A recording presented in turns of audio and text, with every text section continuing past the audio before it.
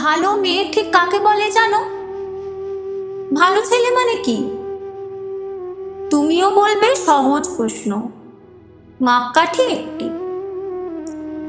যে মেয়ে পেয়েছে অঙ্কে 100, যে ছেলে ভূগোলে সেরা, তারাই তো ভালো, সবাই বলছে। হীরের টুকরো এরা। কাগজে ওদের ছবি ছাপা হয়, টিভিতে দেখায় মুখ। ওদের জন্য আমারও তো ভাই আনন্দে ভরে বুক। তবু কেন জানো, তোমাকে বলছি, দেখে শুনে পাই ভয়।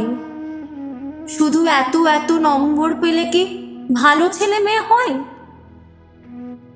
আচ্ছা ধরো না, যে মেয়ে অঙ্কে পেয়েছে অনেক কম, তার গান শুনে মুগ্ধ সবাই, হাততালি হরদম।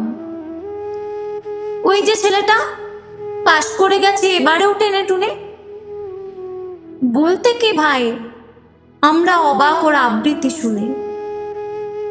নাটকেও তার নেশা আছে, পরের বিপদে ছুটে। পাড়ার তিন্নি বাংলায় নাকি 30 পেয়েছে মোটে, কিন্তু মেয়েটা খেলাধুলোতে 10খানা গায়ে নামি। সত্যি বলো তো, তুমিও বলবে ওরা নয় কেউ দামি?